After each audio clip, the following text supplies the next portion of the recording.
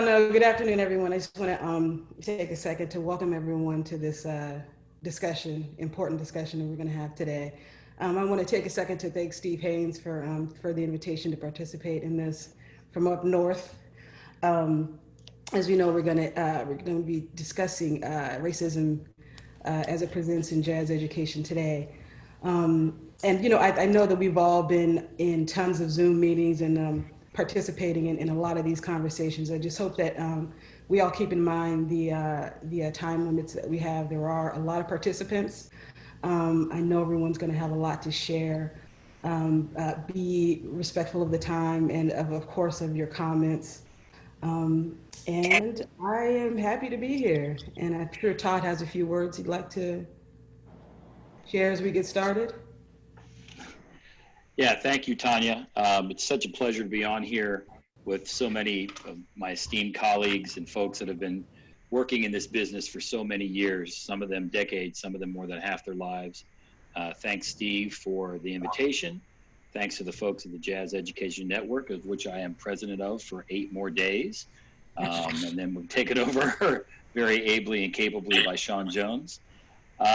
If everyone had a chance to read my last presidential note, which typically, I don't have a lot of worry or care about whether people read them or not, but I think my last one was pretty topical and on point. And those who have known me for 25 or 30 years, such as one of Steve's colleagues, Chad Eby, know that this is a position I've taken my entire life and my entire teaching career.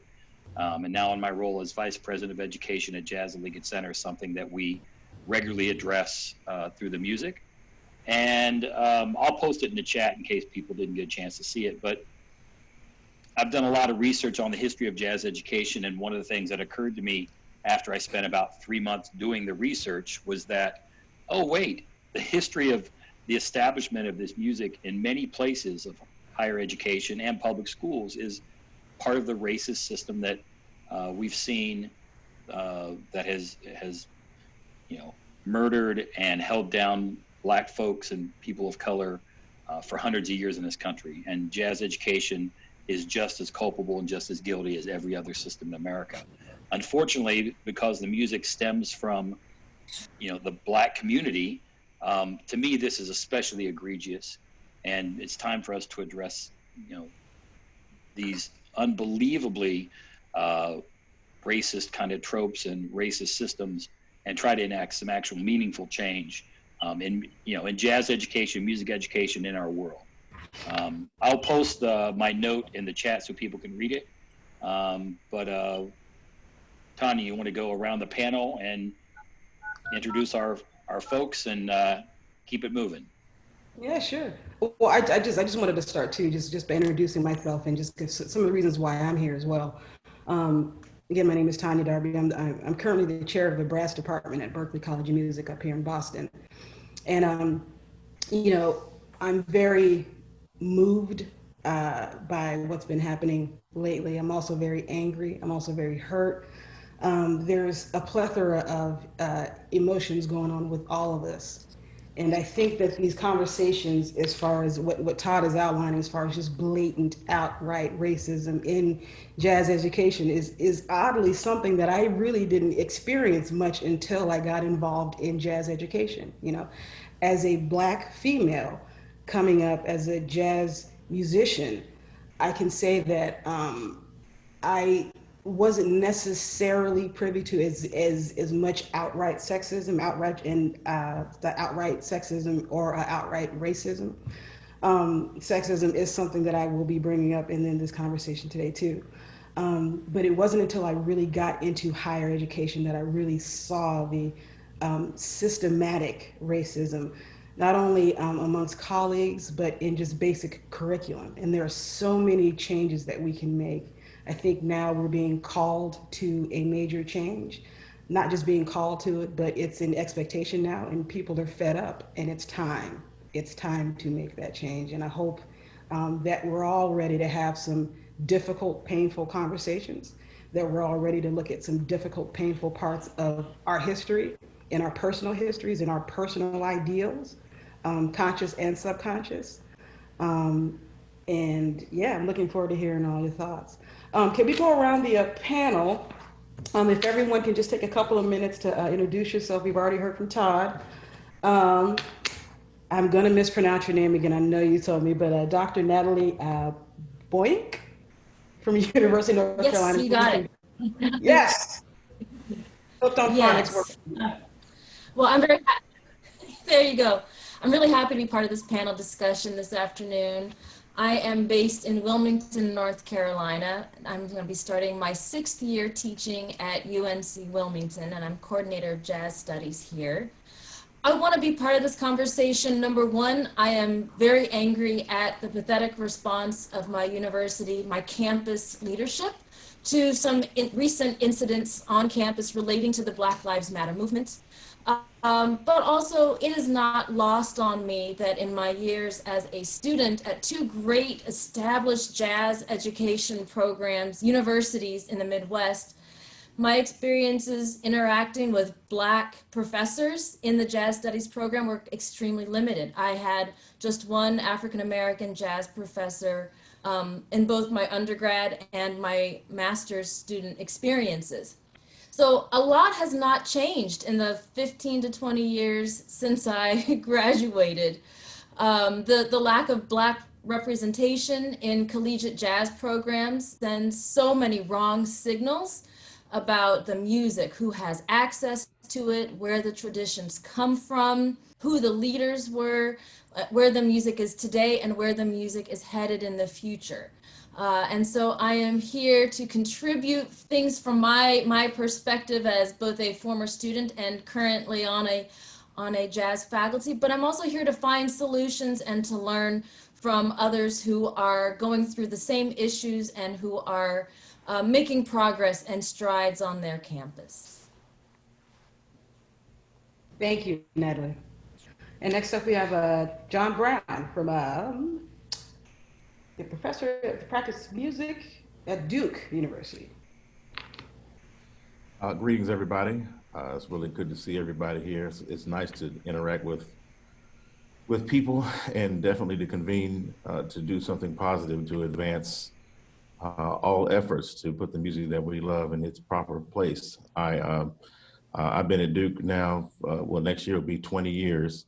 And I've been the director of the jazz program for the last 18 of those years, and soon to step into the role of vice provost for the arts next Wednesday. And just happy to be here to share in perspectives and advancing our thoughts and initiatives about how we can move this needle forward. So thanks, everybody, and thanks for asking me to be here. Thank you, John. Next up from East Carolina University, Carroll Dashiell. Hello, everyone. It's good to be here. Thank you for having me. I really appreciate it. I always joke and say that it's good to have us country folk up from the woods to participate, and excited to be here. And I'm really excited the fact that we are having these conversations. They've been long overdue, but they've been had before. And we just have to be vigilant, and we have to continue to do this. This is my 42nd year teaching on the collegiate level, not as a graduate TA, but as a professor. And I've been through the war. The racism is so intense that I think, as Tanya said, I've been mad, I've cried, gotten mad again, cried again. And it's really unfortunate because some of the things that I'm feeling now is almost just despair and just give up. But to see a panel like this really encourages me to just keep going and keep fighting, because I think that's what we have to do. In addition to the racism in just jazz education, I think we have to first start with racism in education, period. Just to give you something to think about, my very first day at East Carolina University, I experienced pulling into my parking space and someone saying, "Hey, boy, that's a faculty spot." That was 1989. I was the first Black professor in the School of Music at East Carolina University. Fast forward to 2020, I'm the only Black professor in the School of Music at East Carolina University. In addition to that, over these some 31 years, we've had 5 Black professors, period. So that's part of the issue also. But glad to be here. And thank you for giving me some more motivation. Thank you, Carroll. Thank you. Next up, Steve Haines, University of North Carolina, Greensboro. Hi, everybody. I'm Steve Haines. I've been at UNCG for 22 years. I'm a double bass player. You know, I'd like to start by saying Black Lives Matter. It's kind of incredible to me that, you know, we sort of have to say these things out loud, something so obvious, but there it is. I do want to just take this second to thank the NCMEA and the North Carolina Department of Public Instruction for helping to get the word out for this particular panel. I want to thank the moderators and the panelists for being here. Also, this is really important. You know, this is not, this revolution is incredible, obviously, but it's not a sprint, it's a marathon. And so if you could, I'm going to give you a date for everybody who's listening for our follow-up discussion, which is discussion number 2 on racism in jazz education, particularly here for North Carolina Gen. But as I understand, there are people from all over the world that are participating and observing. And that's Friday, November 6th. So Friday, November 6th from 3 to 4:30, we will reconvene. And the idea is to unpack what we talk about today and maybe do some observation, some learning, and some pushing and some changing in our own institutions and in our own places. And then we can reconvene and talk about it. Also, I believe that Rashawn Barber he might be here. If he's not here, he'll be here soon. And also Lonnie Davis is here, and she'll be replacing Sean Jones as the president of Gen. And so we will have them as panelists in the spring, where we're going to have 2 discussions in the spring of 2021 about this issue. So this is not like a one discussion thing. This is sort of like, hopefully will sort of develop and take legs. And I guess that's it for me for now. Thanks. Thanks, Steve. And our next panelist, Ms. Lenora Hammonds, North Carolina Central University.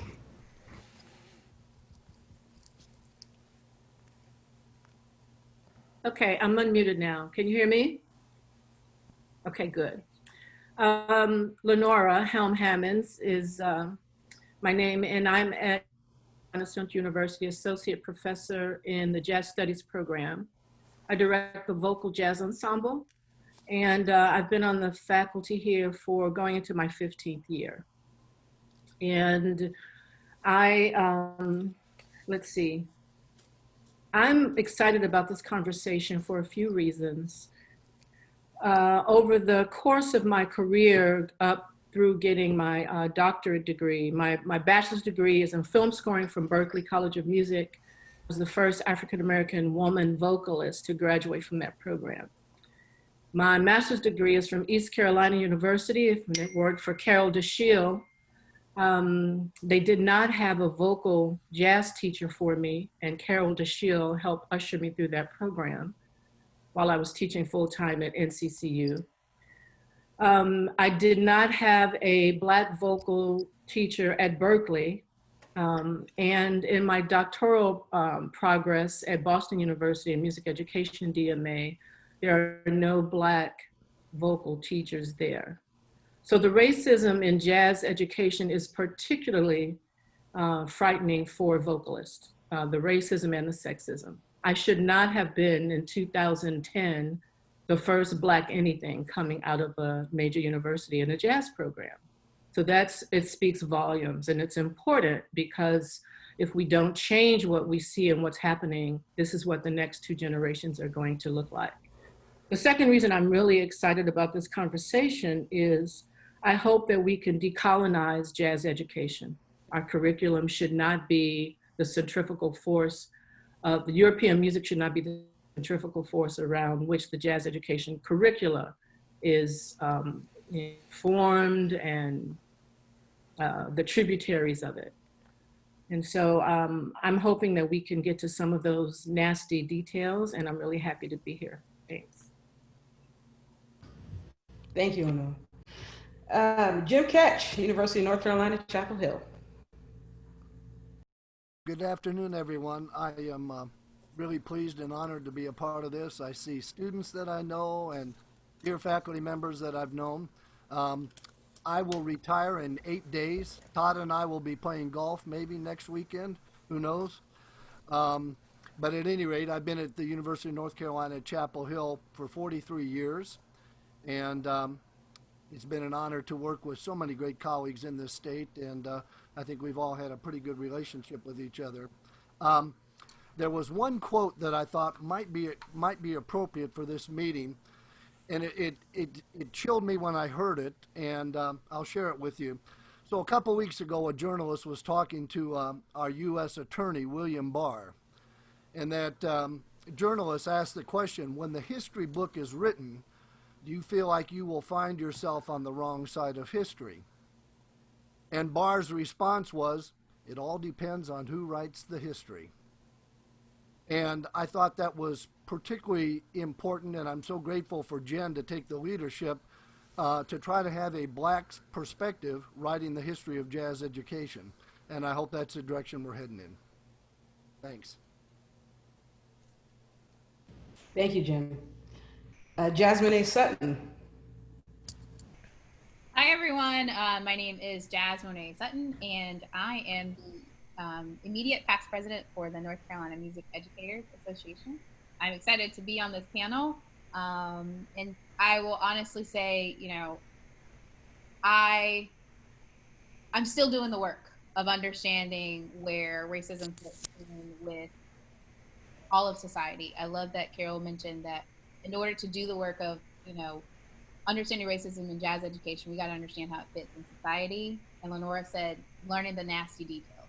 So I am here to learn and to share what I have learned so far, and I'm excited about this conversation. So thank you. Thank you, Jazzmone. And last but not least, Dr. Ira Wiggins. Thank you. I'm Director of Jazz Studies at North Carolina Central University. My main instruments are saxophone and flute. And I've been here for 33 years, and I've experienced a lot, probably being the only HBCU on this panel. There's the racism from around the country, and then there's also a certain faction within the university from the administrators throughout that have also been in some opposition to the Jazz Studies program.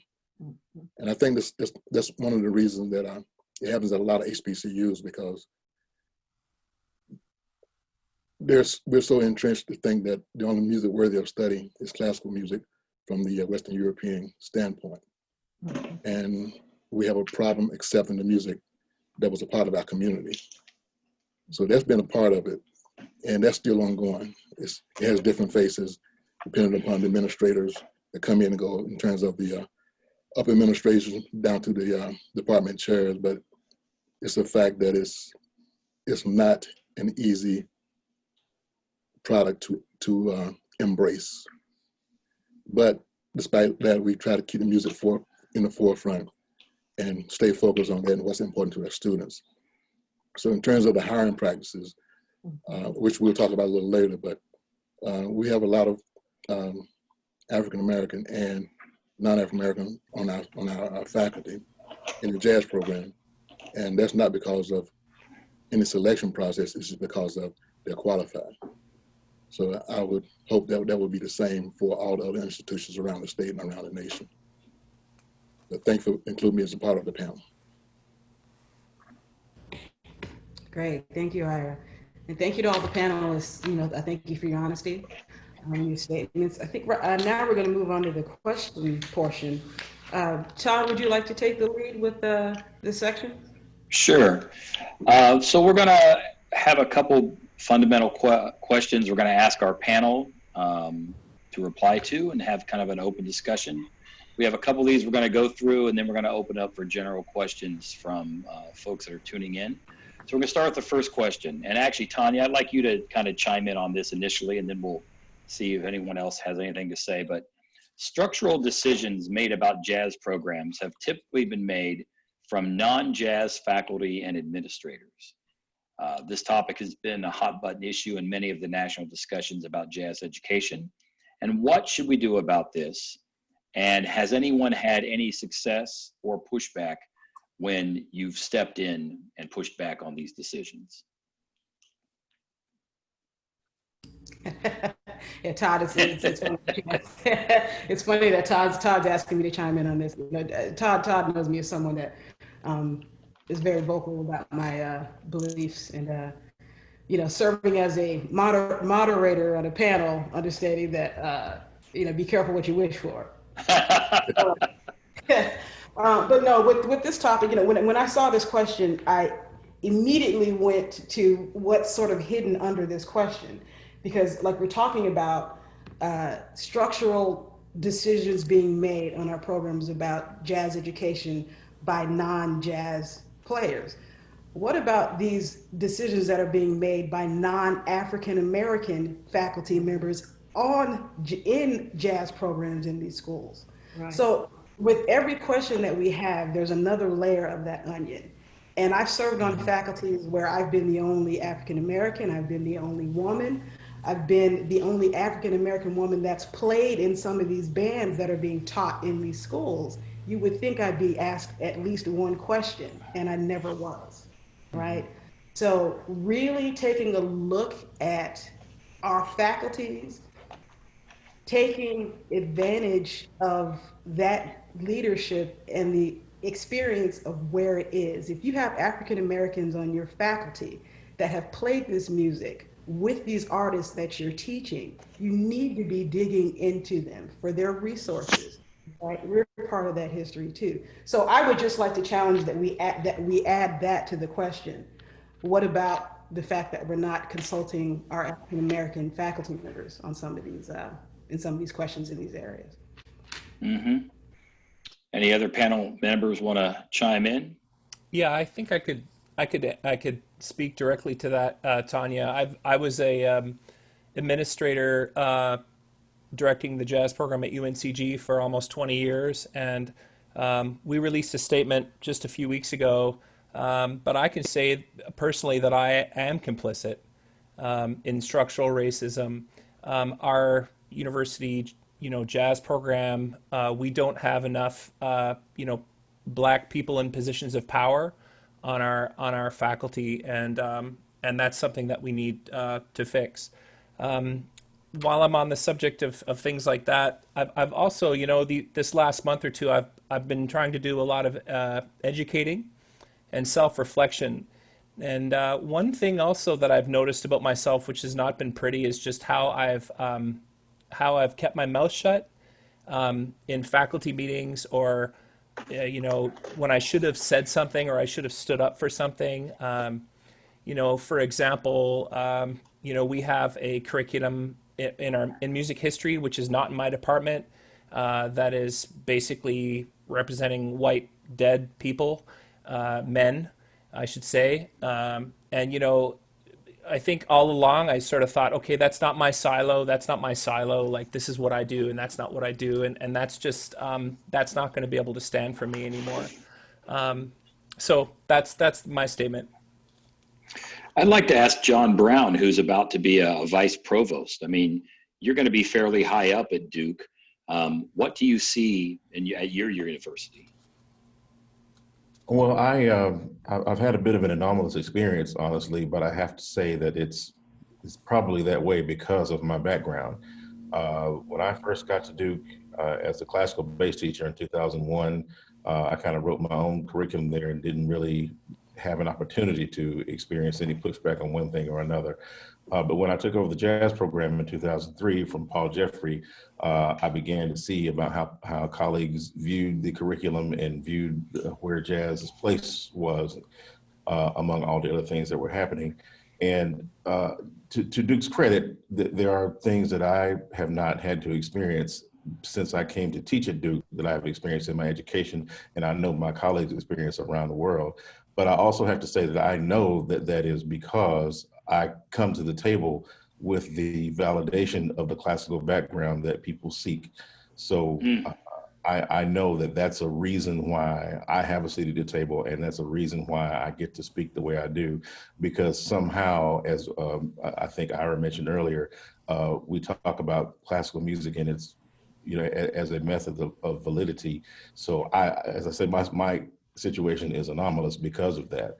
Looking forward, I know that again, my experience at Duke may be anomalous because Duke has been very quick to respond to anything that is brought to bear. And I mean, case in point, we just had a day-long session last week about living while Black at Duke, where President Price, Provost Sally Cornbooth, and many other people just reserved the whole day for conversation and frank interactions with Black faculty members, where I mean, we were all on a Zoom call like this, and people were saying, what is it like here? What have the experiences been? So students, faculty, and staff front and center talking about the issues that Black people have faced, the systemic racism, and simply confronting that issue head on.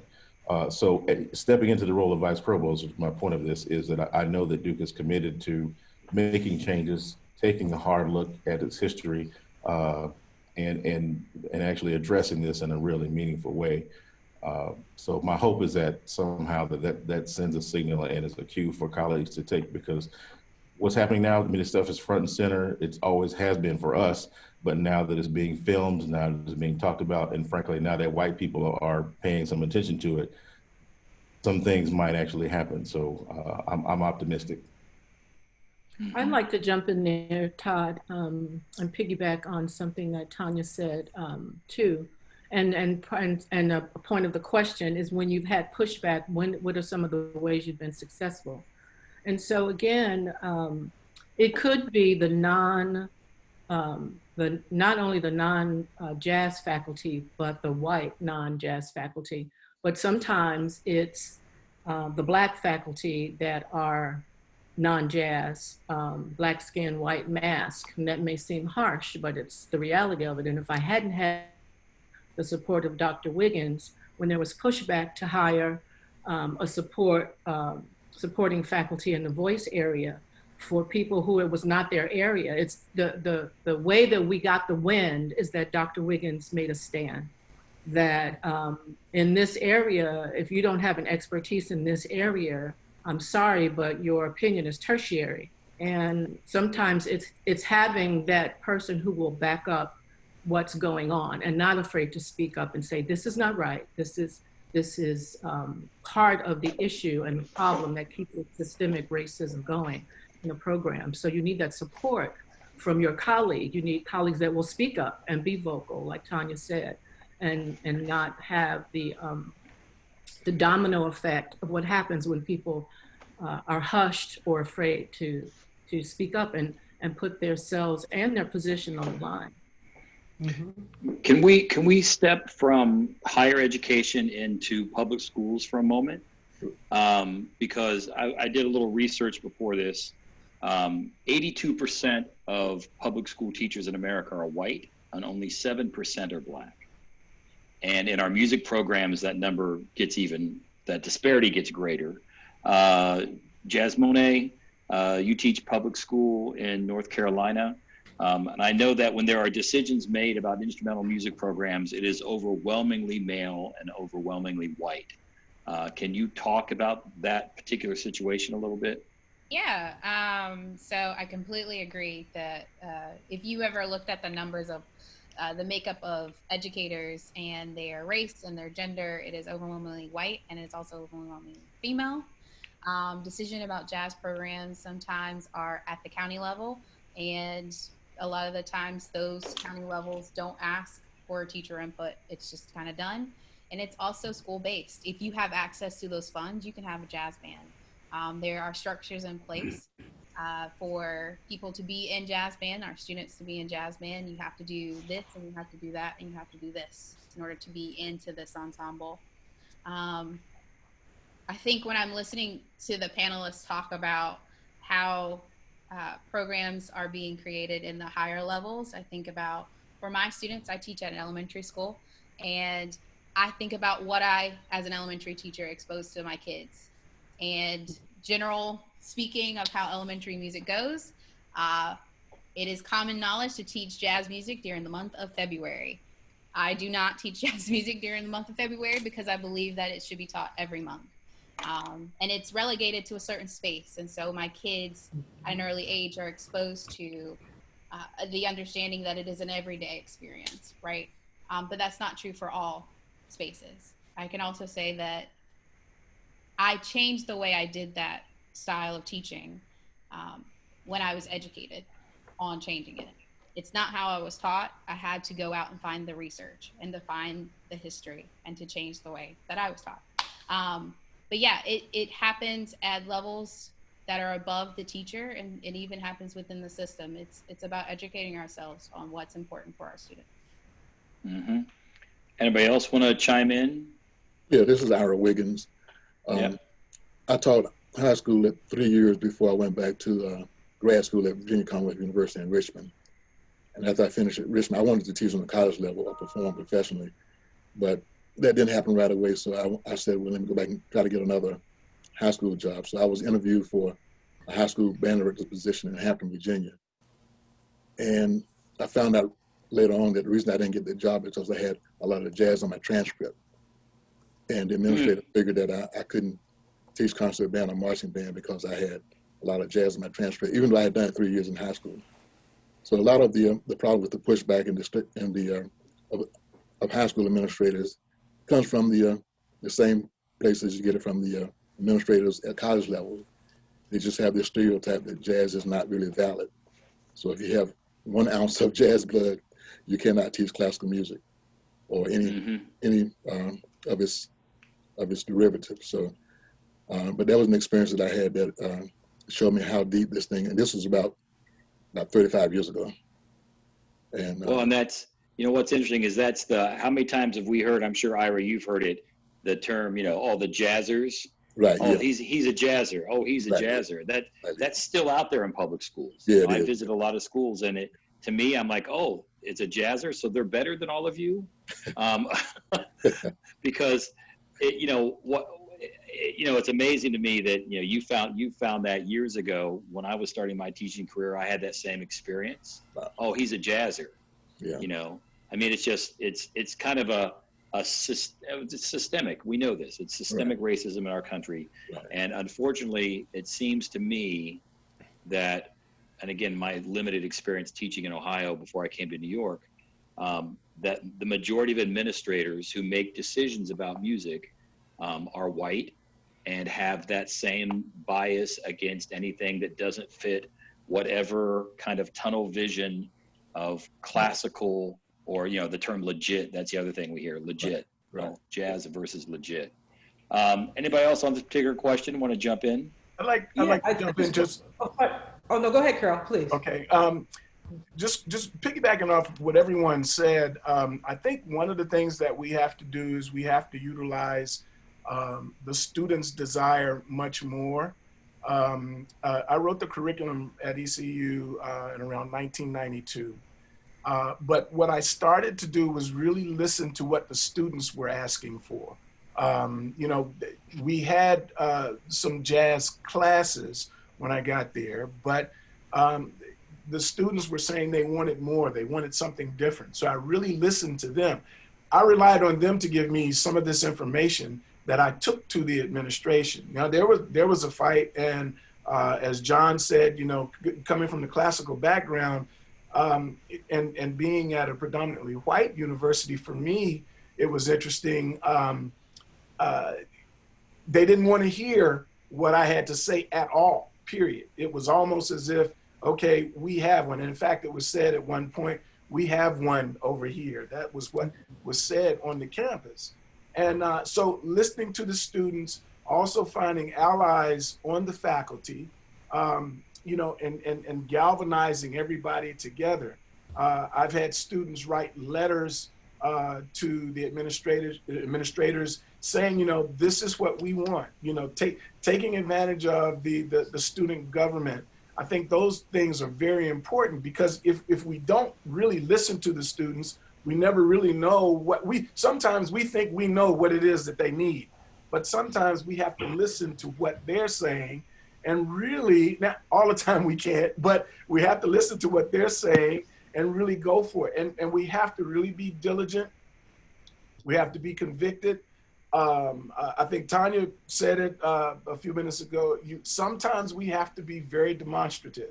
I mean, sometimes we got to go in there, we got to jump up and down on the desk and say, this is what we want, this is what we need. And we're still going to get the kickback. So we just have to keep going, and conversations like this are so important. I'm encouraged to hear what other panelists have to say about how you got certain courses added, how you got a curriculum added. When we started, I started off with a certificate of jazz just to appease my colleagues, because a jazz degree, that was not going to happen. That was going to be an uprising. So having the certificate, then we kind of elevated into, then I went to the master's level, because that way you had a little bit more control of the actual students. And then we backed up and then did the undergrad degree. It's challenging, but I think we have to look at, but finding those allies and the student voice is something that I think we really have to focus on also. That's awesome. We have a question. Can we unmute? It says Ralph Rogers. My name is Ralph Rogers. I'm actually the director of jazz at Lincoln University in Pennsylvania. I'm also a graduate of an HBCU, two HBCUs, Howard University and North Carolina Central, and it's great to see John Brown and so many other great people here. I'm in my third year building the program at Lincoln. What I see that's a major issue is actually the definition of what jazz is. Before I took the program over, the person who had the jazz program, and this is all aspects from improvisation through the big band, was actually just having pages copied from a real book and putting it in front of his students.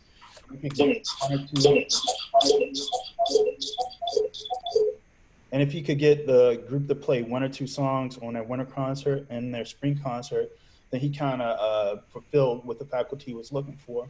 When I actually was trying to get the students to play more of a standard repertoire, then the pushback to me was, you're actually pushing the kids too much. This is much more than what they're used to. Why are you trying to make them do these difficult things? This is supposed to be fun. And my response has been for the last 3 years, I'm trying to create lifelong learners that understand this language more than to allow them or give them opportunity to have fun. So that's something that really has to be discussed, is defining what is a jazz studies program. So that's interesting. You brought that up, Raul. Can everybody hear me? Yes. My sound is doing something weird. The next question is, how can we avoid miseducating our students about the true history of the music, fully recognize the impact and contributions and innovations of Black men and women, past and present? And this is something that, you have to imagine, I graduated from a major conservatory in Cincinnati in 1987 with a master's degree in trumpet. I've been playing in jazz bands since I was 11 years old. I was 23, so more than half my life. And in 1987, I still had not played one note of Duke Ellington's music. Now, standard tunes, yes, but in terms of his orchestrations and what he represented to our country as a composer, nothing. Not a note of Benny Carter's music, not a note of Mary Lou Williams' music.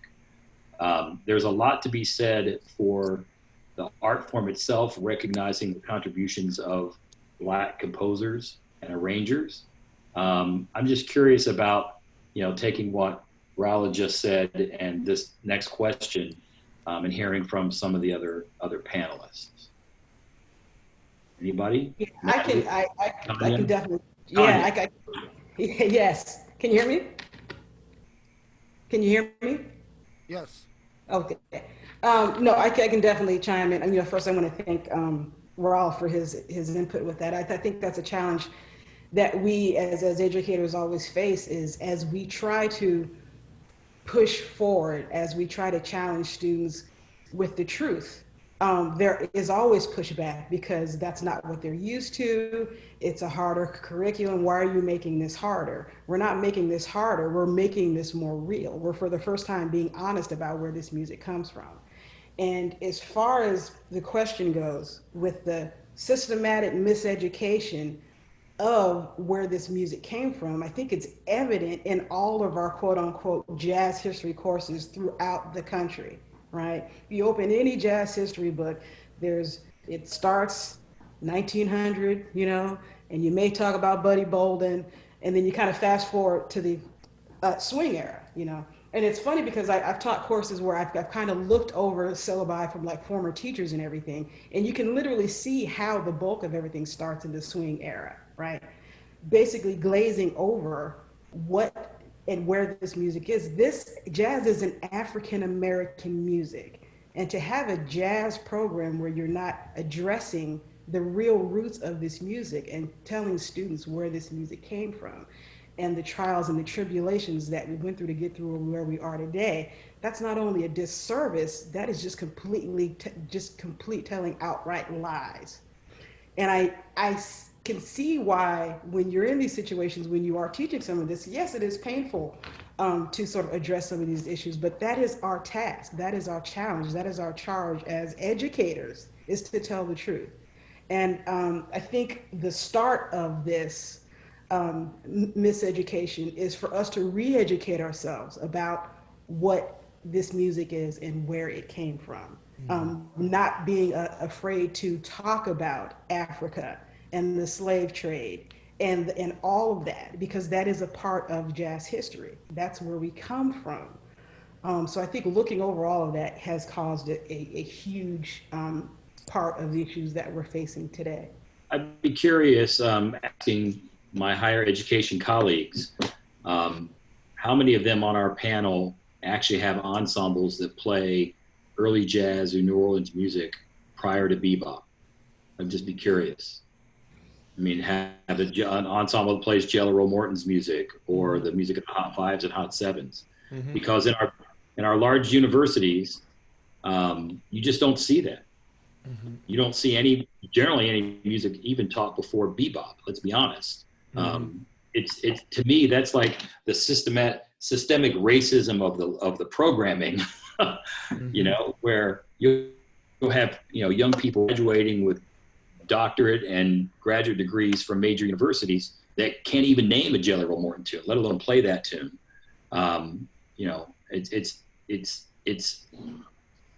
It's remarkable to me. Anyone else on the panel want to chime in about this? I wouldn't mind saying a couple things here. When I came to Carolina in '77, we started a jazz festival, and the predominant music that was performed would be jazz versions of TV theme songs. She Works Hard for the Money. Ira, you're laughing. You know what I'm talking about. Early on, even before we got associated with the regional, essentially Ellington contest, I said, well, one of the tune has to be a swing tune, and one of the tunes has to be a ballad, and the third tune will be a director's choice. And that's one of the things that I'll retire with, that I'm most pleased with, and particularly in the last few years when, you come to the Festival of Carolina, every band's playing an Ellington tune now. Mm-hmm. And the repertoire has changed dramatically. And the other thing that I think we could do is, if you look at the history of adjudication sheets, that would basically reveal all the racism you want to see, because almost everything on that category is from a Western European standpoint. I remember the IAJE form, I think, offered 5 points for improvisation out of 100. And I'll just, there's just been a couple little incidents that have really touched me. 3 years ago, perhaps, at this thing I do with Marcus Roberts in Savannah called Swing Central Jazz. It's kind of a little mini version of essentially Ellington. The great bands play these tunes, and at the end of the day, we have to, the 5 adjudicators have to pick a first place, second place, third place, and there's some money involved. And one year we had an all-black band from Camden, New Jersey, and they were a really fine band. It ended up that they were rated number 4 out of the 12, and Rodney Whitaker, who was on the adjudication panel that day, said, "I've got them first." And I said, "Well, you know, why do you have them first?" I had them third. I said, "Why do you have them first?" He goes, "I could go on the road with that band." And I just thought of your topic the other day, your essay, Todd, about it's beyond the notes. And I said, "Tell me more about that." He says, "You can't teach authenticity, but this band has got it." Yeah. You know, and the spirit of the music was so prevalent that we shouldn't be scoring them down absurdly for an intonation flaw or a little bit of a lack of precision. I mean, if that was the case, Ellington's band would have, you know, had some issues. And so I think some of the things we do have control over. Don't use a preformed adjudication sheet that asks for European comments. Change that, you know, rhythm section playing, improvisation, things of that nature. Yeah, it's deeper than notes. I've been saying it for years. Anybody else? Yeah, I want to. I need to first make clear the fact that I was 6 years old when Jim started. We got it, John. We hear you. I want to echo that because I think that touches on the big issue here about who's giving the grades, who's making the rules, and indeed, if we do approach our music, this African American music, this gift to the world with the right metrics, then you can function well within them. Jim, that's absurd that improvisation is just 5 points in that example that you just gave. And I think that, where we need to examine anything else like that may still be out there, that's one tangible way to right away be able to address some of the inequities that can constantly keep us behind the 8 ball. Mm-hmm. Natalie, you raised your hand. Yes, I have a couple things to share just to give everyone a bit of context as to where I am. When I came here to Wilmington 6 years ago, I guess, to interview for the job, I was told, "Welcome to UNCW. The W stands for white. We just want you to know what you're stepping into." And I know there are some UNCW alums that are here, so they understand where that's coming from. If you're not from North Carolina, I encourage you to look up the history of the coup d'etat and the racial massacres that happened here in 1898, because that very much forms how I teach my jazz history class and my African American music class, which is the first of its kind at UNCW. So a couple of things I do to avoid the miseducation is specifically focus heavily on African musical traditions and musical characteristics, because we know that that informs so much of how jazz was played and continues to be played. I also send my students who are predominantly white to an African American church. It makes them very uncomfortable. That is one thing I get the most pushback from. But they need to understand why the music sounds the way it does. And so to step into a historically Black church in our community is a great way for me to push them to just experience these things in real life, in real time. I'm not afraid to confront what's really uncomfortable for many of my students. I do bring in some primary sources. I love old books, even though the history is written in a way that we know it's very, very dated and it's very racialized and very racist language. But I bring those texts that are in my collection to my class so that they can understand and we can openly discuss, all right, so this was written by someone in the year 1922. Who do you think had the power? Why is the text being written the way it is? Why are these things being said about jazz and how jazz is evil and so bad? for young musicians, just to give my students the context. Because as it was stated at, early on, I also had one teacher say, history is written by those who have power. And so it's those who have the power are the ones that are getting their books written, getting their books published. And I want my are starting into the jazz history or the African American music class, I want them to question everything. I want them to learn as researchers, you can't just take one person's word on it. You've got to understand when things were written, the social and political environment in which those jazz reviews or those books about the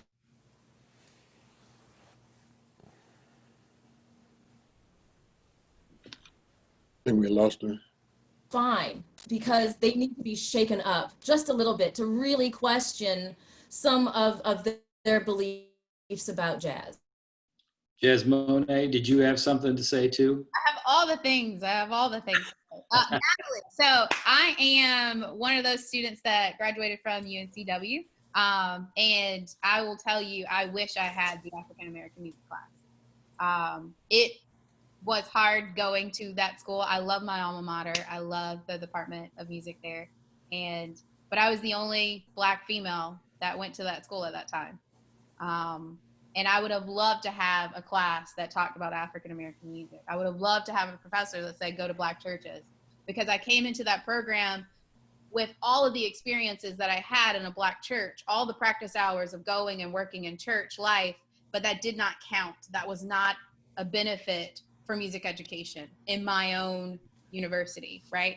And so that presented itself with a lot of challenges, and I had to learn to code switch within music. If you're familiar about code switching, it's this idea that jazz isn't enough, improv isn't enough, and you have to have this written music in front of you. You have to read it, and you have to know how to do all of these burial things that we have in our society. So thank you for making those steps at my alma mater, and I appreciate that. Or when go ahead. Sorry.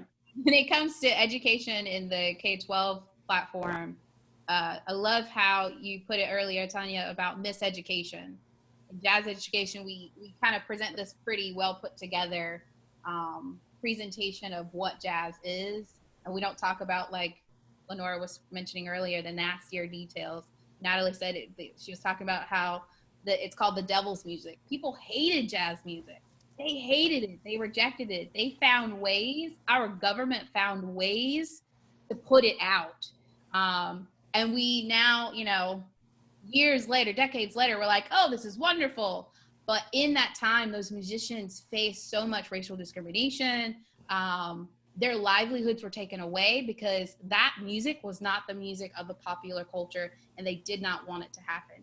And so I taught to my students, it's not easy sometimes because they're younger kids, about what was it like to perform for segregated audiences? What was it like, to play on stage and then walk out in the street and be discriminated against? And it's not easy conversations to have with children. You have to walk lightly with children, but even with adults, it's hard to have those conversations. So I think it requires us to educate ourselves on the history that we weren't taught. Ira, were you going to say something? Yeah, I was going to talk about one of the things that my late great friend and mentor told me, Ed Thigpen. And he said that music is like the sunshine. It belongs to everybody. He said also, but you have to acknowledge where the origins are. So he mentioned that if you're going to study opera, you have to acknowledge, Italy, Germany, and all the European countries that have developed this music and codified it. He said, if you're going to talk about jazz, you need to talk about New Orleans, the South, the Midwest, New York, and that codified this music. And I found out that some of the miseducation comes from a lot of students and also teachers, in certain ethnic groups or regions, they want their heroes. So their heroes may be the persons that they consider the kings of swing or the queens of swing. And they kind of miss the point that in some of these students in different cultures, they may need these heroes as everybody needs people to look up to. But I think in doing that, sometimes we miss the point of not telling the truth of where the origins are. So when Ed Thigpen told me that, it really hit home in terms of, yeah, once it's here, once it's developed, you acknowledge where it comes from, but everybody at that point shares in it, and it becomes the world music. But in that growth and in that time, you still have to acknowledge where it comes from, who were the originators, and why it's important to know all of the history, and essentially to tell the truth. So we can't tell some parts of the truth as if we're experiencing now around the world and in this country. We have to tell all of the truth. Yeah. And Ed Thigpen also mentioned when he came here in '92 the first time, and the second time in 2004, he said this is the first HBCU to invite him to be a part of a lecture, a workshop, and a performance. And I just knew that wasn't the case. I couldn't believe that was the case. And I said, man, it doesn't make sense. So we were the first HBCU to invite him to be a part of our series. And that says something on another side, on another issue that we'll get a chance to talk about also. Yeah. But, we have to accept all of the truth, not just some parts that make us feel good. Yeah, we had a quick question from someone who had their hand raised, and Tanya, I'll come right back to you. I think you waved at me. I just have a follow-up question. Leroy Pridgeon, can you unmute yourself and ask your question? Leroy? Yeah, sure. So my name is Ira Wiggins. I'm a rising junior at UNCG in the jazz program, trombone player. So it's kind of a loaded question, talks about like education, but I, from my own personal experience, I started playing trombone in 6th grade, just picked it up in the band class. And I didn't really start getting into jazz per se until late high school when a social studies teacher just kind of introduced it to me. And I kind of had to find out about it myself because of, I didn't really have any teachers or anybody that could show me that music. So, along with that, I used to go to a summer jazz camp at UNCW. And something that I experienced a lot growing up or trying to learn this music was that just realizing, especially now, that for it being such of course, a Black music, it's almost to the point where it seems like it's a privilege to learn about this music. And because you go to those jazz camps and you see it's primarily white kids playing the music, being taught this music. And then you really, like, I remember going to a UNCW jazz camp every summer, being one of the few Black kids there. And I remember growing up, I'm not, as a Black kid, you're not really taught about jazz music, Black music, and to appreciate it, along with white kids and other kids that are going to school, but you're not taught to appreciate this music and like why this music is important to our history and heritage as Black people. So you grow up and then, you get to higher education, and even now in most higher education schools, the majority of jazz programs is white kids. So my question is, how, as leaders in jazz education, how are, I guess, the steps that you can take to encourage inner city kids, kids that are minority kids that are not really exposed to this music growing up in public school? What steps can you take to encourage kids to play this music, and not just play, but appreciate and respect this music? Because I feel like now we my generation has almost lost intelligence in terms of listening to music and approaching it from an intelligent viewpoint so they can appreciate and respect not just jazz music, but Black music and respect the history behind it. So that is my question. I'd like to just jump in just as I grew up in inner city Washington, D.C., in row houses, and I was blessed because the lady who lived next door to me was Mrs. Taylor, and she was Dr. Billy Taylor's mother. When Dr. Taylor would come into town to perform, he knew that this little knucklehead kid next door that was interested in music, and he would get my family and me tickets to his performances, and we were his guests at numerous performances. Otherwise, I wouldn't have been able to. We couldn't afford to go to the Kennedy Center at that time, so he was that person. He was that guy who helped. And I think that's one of the things as educators that we have to do. We have to grab the students, but you also, as a student, have to grab some of your friends and your buddies and say, hey man, check this out. This is what I was listening to.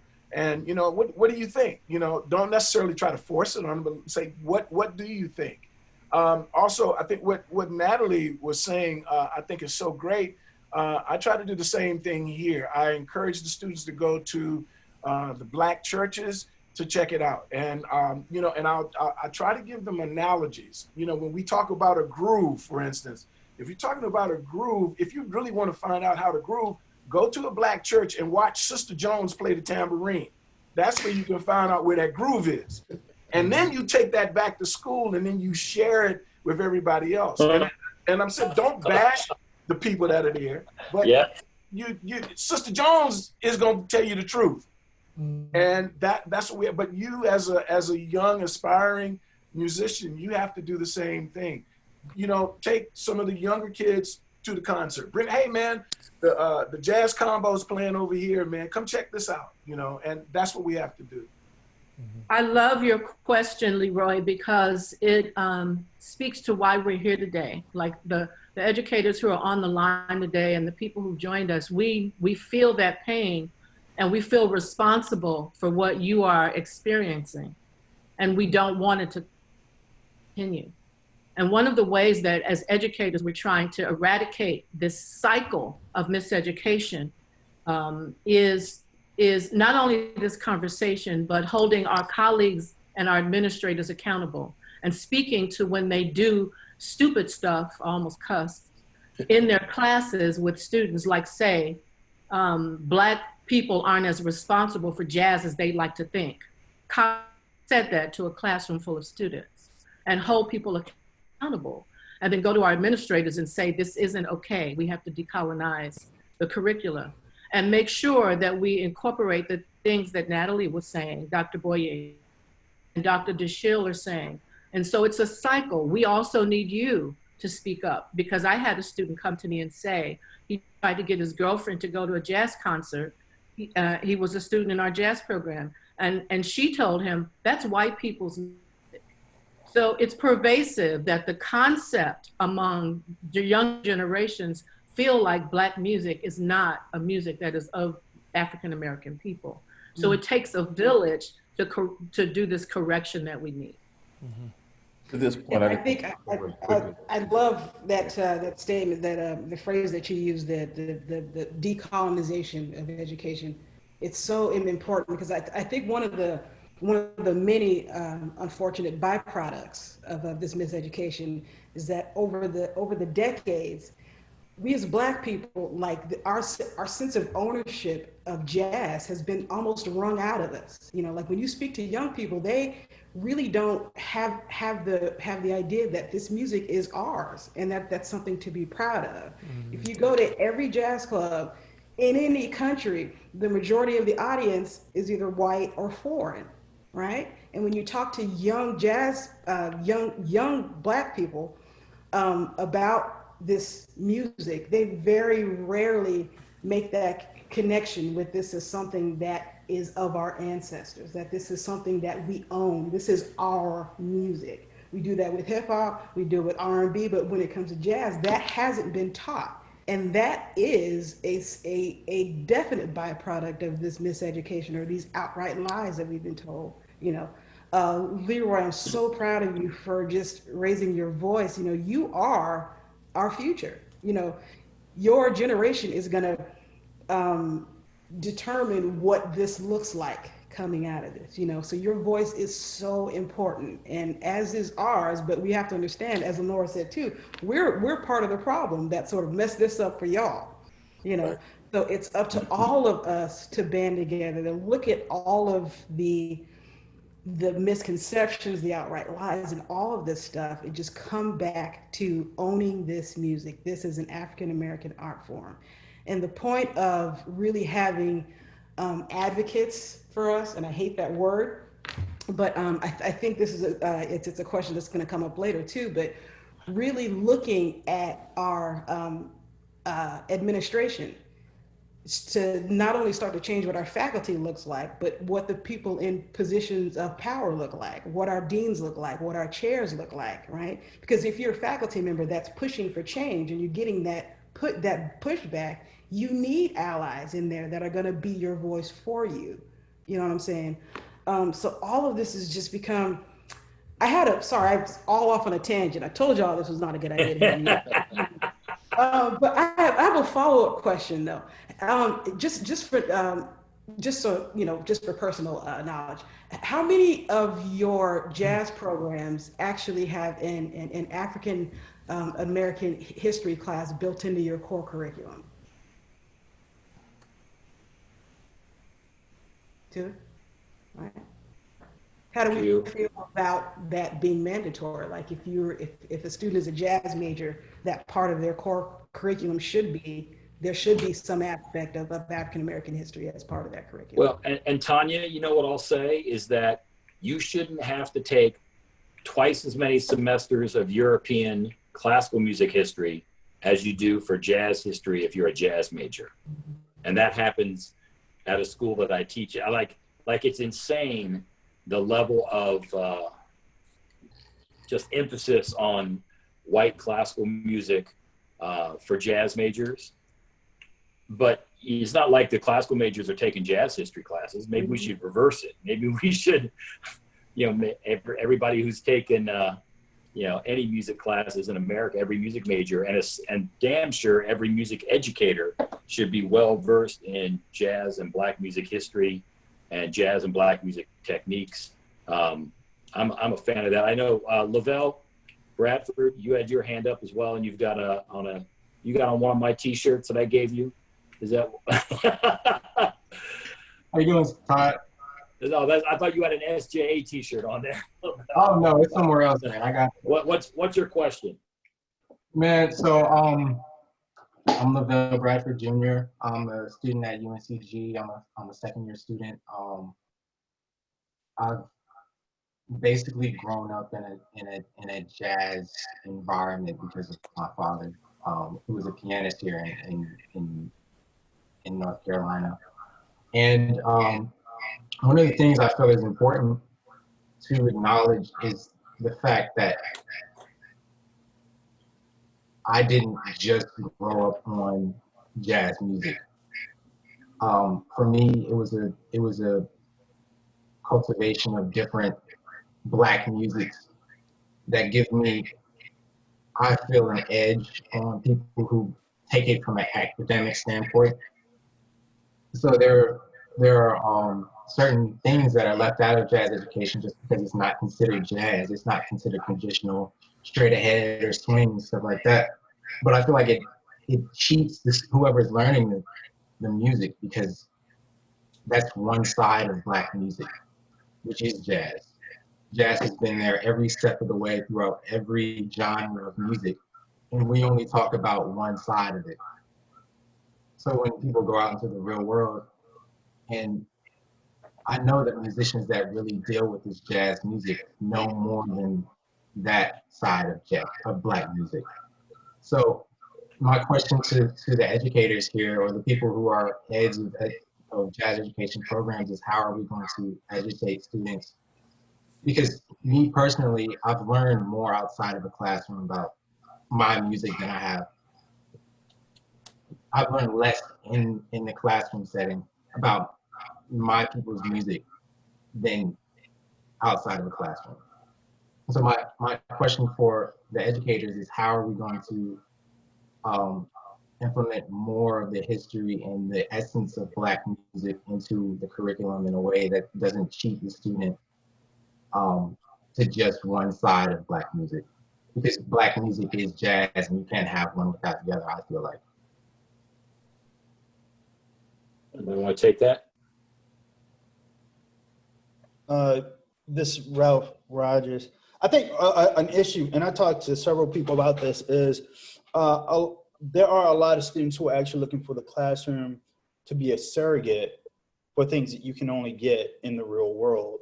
And unfortunately, there are a lot of things that you can learn from a classroom environment, but there's a lot more that you have to actually go out and seek. I'll give you a good example. When I was at North Carolina Central, there were things on my instrument, which is trumpet, and I struggle with. So I had to go out of my way to find somebody that could help me with those issues or kind of work around those. So I found Jim Ketch, and I remember the first lesson I had with Jim Ketch. He said, yeah, I know you're here for jazz stuff, but do you mind if we just spend the next couple of weeks and just work on fundamentals, you know? So as much as that happened in North Carolina, it happened for me and a whole bunch of people in DC. We had a whole bunch of clubs and things where we tried to totally immerse ourselves. The classroom is great, and it's a great stepping stone or place to jump off from, but it's not the totality of where you get your education. In Durham, Brian Horton's here. He used to have things at the Whiskey. So the education isn't just confined to the classroom, if that makes any sense. Yeah. Well, one of the things Lowell, is it Lowell or Lovell? Lavelle. I like your question. When a student comes to learn with us in our classroom, they bring certain things with them. Certain things they've learned from middle school, high school, or not, or that they've learned at home or not. And so one of the things that we did at North Carolina Central University is make sure that the students have the whole picture. So we don't just teach them jazz and swing and all of the fundamental parts of music, but they play Stevie Wonder tunes. They play tunes by the Gap Band. They play the whole gamut of Black music. So it's then, if you are not getting something you want, go to your teachers and ask them for it. And if it isn't if you don't have faculty in your school who can do that, then, you know, reach to the other students and you all do jam sessions together, because all of the music is your responsibility to learn, right? It's a great idea, a great question that you raised about the entire spectrum of Black music. And we do have limitations of time, but the students who come to us take the time and sit in the classroom or in our office. Al Strong, Professor Horton, Dr. Wiggins, me, we would sit in our, Carroll Dashiell, when I was working with him, we sit in the classroom with them or in their office or on their own personal time or go to their gigs and get what we came for. So a part of that is the responsibility of the student. And at a lot of these programs, we are doing exactly that, teaching the whole spectrum of Black music, even if some of the faculty on the other side don't like it. So that's great. We've got a number of questions coming in. I want to remind everybody, raise your hand. And I see everyone's hands raised. I'll get to you. We're going to try and take them in order here. I want to go to Al Strong right now, who's got his hand raised for a question. Okay. Good afternoon, everyone. Again, my name is Al Strong. I really appreciate this conversation, this forum. Hopefully everybody can hear me. And of course, I had some concerns about racism in jazz education. I even expressed a lot of those in a Facebook post a couple weeks ago, as one of my colleagues, for lack of a better word, put certain PWIs in this area on blast for not having Black faculty teaching Black music at the schools. And I shared a lot of my own personal sentiments about that. You know, I'm here, of course, to build with everyone, talk about solutions. One thing that I noticed when I got the invite for this this particular forum, I went to Jen's website, and you know, almost every other post that I saw was a post about like an all-white duo or all-white trio or what have you. It just was, you know, it made me want to sort of attend this meeting that much more. So, I mean, I think we have a long ways to go, and I've shared some of these concerns with Steve. You know, we spoke by phone, Chad, Evie. You know, there's just so much work to do. And, you know, I hope we can follow up on that. So I just, you know, I don't even know the specifics of what those posts were, but I think the message that, you know, it sends is, you know, sort of disheartening, to say the least. And, when you said you went to the Jen website? Yes. Mm-hmm. And when you said post, you're talking about the pictures on there, or what are you talking about? Yeah, it was just like advertisements that were similar to this, I guess, a little leaflet that I got for this particular meeting. But I can't, like I said, I'm just, as I'm glossing, I'm not even reading anymore, but it's just, I mean, I wish there was a better way I can convey what I saw, but I think everyone gets the point. It just, again, it's the messaging around everything. Right. And, I had a long conversation with a jazz organization and Chad's been associated with them, and where I spent 25 years of my career in Columbus, where they were doing it's time for us to be better at what we do. I'm going to look into the Gen thing for you, Al, because we've been very clear from the board level, and my former board or my current board members are on here with me will know that we are really trying to do the right thing around diversity, and I'll look into that. But we just had a long conversation with a jazz organization. We just can't be tone deaf anymore. Like, this is not the time for us to be tone deaf and to have a discussion about a city's great jazz drummers and you've got 5 white guys involved. It's time for us to be past that. And, it's time for us who are in positions of any authority to do a lot better than we've been doing. So, Al, I'm going to look into that as soon as we get off this call. I know we have another raised hand from Josh Vajanovic. And Todd, I'm sorry. Say that right? Todd, I'm sorry. Yeah. The last thing I wanted to add to that in terms of messaging is when I created that Facebook post, I was reminded by some of my former students of an experience that we had at Gen several years ago. I believe Ralph Rogers was in that group where it seemed that some of our Black students just weren't allowed to play at the jam session. It wasn't too late. It wasn't any of that. And so, I don't know what provisions are made on your end or, Gen's side to, see equality in those spaces. But I had totally forgotten about this story, but of course it brought back a lot of memories. And, sadly enough, I just sort of logged it as another situation of racism in music, for lack of a better word. Maybe Ralph could share more about that story, but he reminded me as well. So that's it for me. Thank you. Yeah. Awesome. Josh? Yes, sir. Thanks for letting me ask this question. I'm a high school band director in North Carolina, and I'm currently the chair of the Jazz Education section for NCMEA. And was thinking about what Leroy said. When planning and organizing our conference, one of the things we've been working on doing is trying to reach out to educators and band directors about why they don't include jazz education as a part of their public school curricula. And it seems like a lot of my colleagues have very similar stories to Leroy's, in which they weren't really exposed to jazz.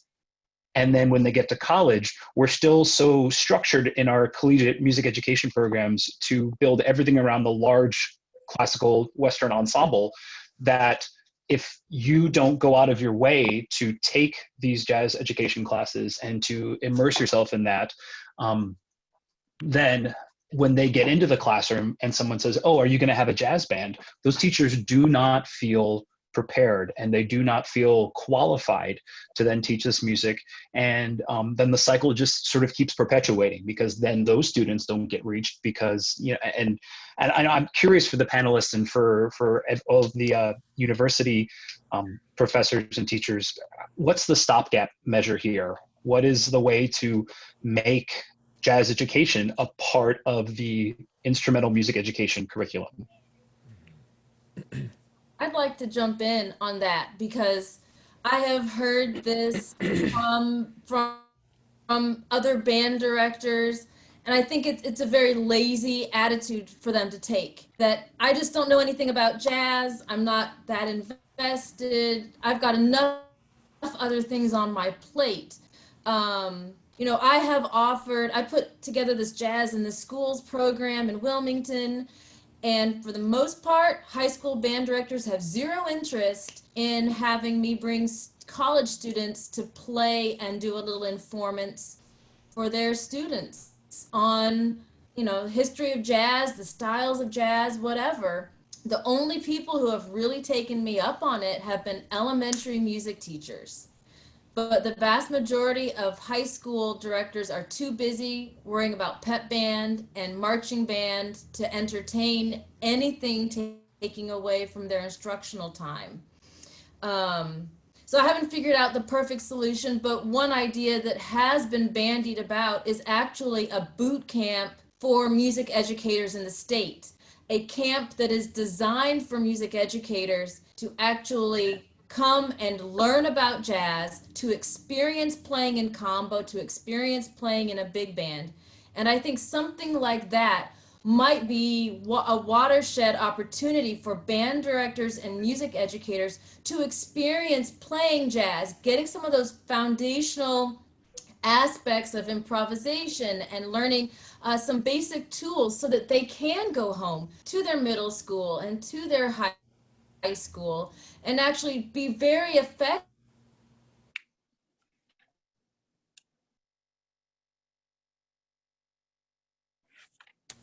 as to whether or not an educator will actually try to bring jazz into their program. And so I think North Carolina that is ripe for a boot camp like that, where directors and music educators can come and experience and learn from the pros that are around and other jazz educators. I think something like that might be a good solution. That's a great idea, Natalie. And I'll say that teacher training is a big part of this. Another thing I'll say is that there are so many barriers in instrumental music education programs where, you know, we want kids to fit into a form of education that serves the director themselves and not the kids. You know, where to be in the jazz band, you have to be in the marching band and the concert band. And, you know, you're trying to give up 2 periods during the school day when you're trying to take AP classes. Like that all is part of the systemic racism of education. You know, I mean, you've got to just realize that the education needs to serve the students, not the director. And maybe you know, using the word decolonize the system itself so that students can sign up for the ensemble that they would like to play in, not the ensemble that you think they should play in. Mr. Right. Parsons, you have your hand up for a question. I think this will be our last question, I think. Yeah, okay, it's a comment actually. Yeah, I teach at Florida A&M and I'm a jazz guy with a classical education, but I came up with Cab Calloway playing his band and Frank Foster and all that. And then Cecil Taylor and Sun Ra on the other side too. But here's what I have seen. We have a Jazz in the Schools program here in Tallahassee, and we don't play high schools. We very rarely play middle schools. We get them in elementary school because then they haven't been polluted. And so you can get them in elementary school, and the comments we get from them have been overwhelmingly like thrilled. These elementary school kids have been acquainted. And that's, in my opinion, and which is born by doing this for years, you know, year in, year out. We played every elementary school in this county over and over and over of the years. And so these kids know something about it from that time. And I feel very strongly that that's where we really need to start. Yep, I would agree. I would agree. Mr. Haines, we're about out of time. Yeah. I want to thank everybody. Does anybody have, from the panel, does anybody have any other comments? I sort of feel like, you know, I think I said this to Lenora last week when we were talking, but it feels like walking up to a mountain with like 4 million leaves and having to pick one of them when we're talking about all this stuff, because it's just, there's so much to talk about and so much to unpack. Does any of the panelists want to make any other comments before we say goodbye? Hey, one thing I wanted to mention to the person that gentleman was talking about, the high school programs. I mean, marching band instructors all over the state, they bring in a person to do the drum line, They bring in the hire person to do the drill teams, the hire person do the flags.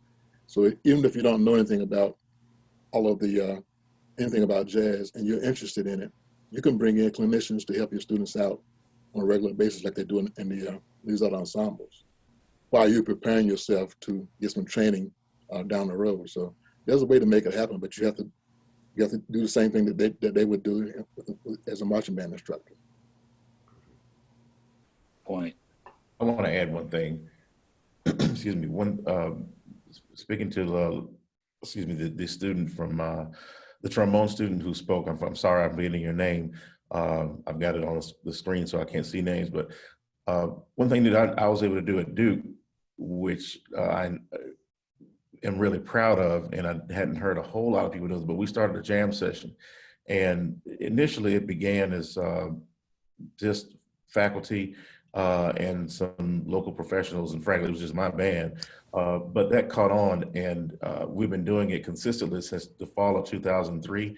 And from one standpoint, it's really helped me build the program by just letting the music do what the music does. Simply by creating an environment where musicians played and people were welcome to come, and doing it consistently. Now, I mean, here again, we're talking about Duke. At Duke, now this is not only a weekly thing that is a part of the Duke culture, but the student union actually contributes money to pay for it. We do it in the Mary Lou Williams Center every week. They pay the musicians, they buy food, and it's just become a part of the culture. And that was something that, I didn't have to make a whole lot of noise about, and just started doing it, and it caught on. So I think that, a message there in response to the students' comment, and maybe a note to colleagues, is to start there and just create a space wherever we can. We won't have administrative, I don't know everybody's situation. I just partnered with the Mary Lou Williams Center. I didn't ask my chair, I didn't ask the dean to do any of that. We just started doing it, and it caught on. So perhaps that's one way that among us, since we have this audience, that if everybody goes to their corner and do the smaller things that we can do, that'll build some momentum and maybe give us a good platform upon which we can build. Yeah, that's awesome. I just like to add too, and in closing on my part too, it was brought up earlier that, this conversation that we're having today is not new. It's not a conversation that hasn't been had hundreds and hundreds and hundreds of times for 400 years, to be honest, right?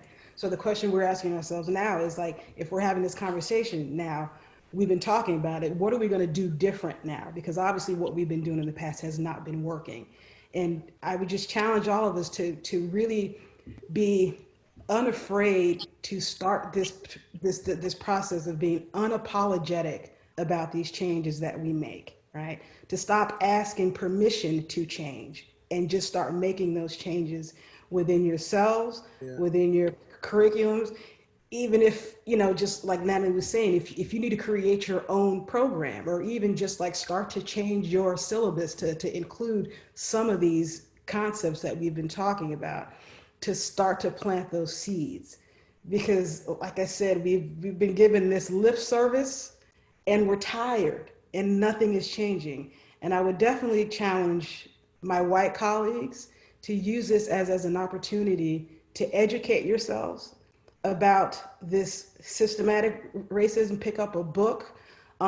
This is going to sound harsh, but to be perfectly frank, Black people are tired of that role of feeling like we have to educate you about this and tell you how to fix it. That's not our job, right? It's now time for y'all to take up the mantle and to start to get to work with this. Because racism is not a Black people's problem. Racism is a white people's problem. Right. And let's get real about that, what that means in education. Not be afraid to take a stand. You may lose your job, you may lose some friends, but something has got to change, because our students are suffering. Our students are suffering, and it's painful to watch, and we can make this change. Yeah. I'd like to say in closing too, that sometimes the miseducation happens in omission. So if all of your guest artists are white, if all of your guest artists are male, if all of your guest artists are instrumental, If you don't have a vocal jazz faculty on your jazz faculty, invite one, right? Invite a Black jazz vocal person. Because my students ask me when they go to Gen or these conferences and they say, I can't find another Black jazz man vocal teacher. So, you know, these things add up and they end up, if we don't show our students what's possible for them, they don't want to go into this field. So the miseducation happens by omission, and ask yourself, whom are you omitting? And what are you helping to sustain in a racist jazz education environment because of that omission? Amen. Very good. Is Jesse Nolan here? Yes, I am, Steve. Hey, Jesse, did you have that Google thing that people could give their emails to, so we could develop a survey to email everyone? Absolutely. So I'll place a link in the chat. That is a Gen North Carolina area sign-up page. And if anybody on this meeting wants to go there and just enter your name and your email address, we'll make sure that Steve has that list, and he will keep you updated on a survey and probably the reminder for the next event in November. Right, Steve? Mm-hmm. So I'll paste that in the chat now.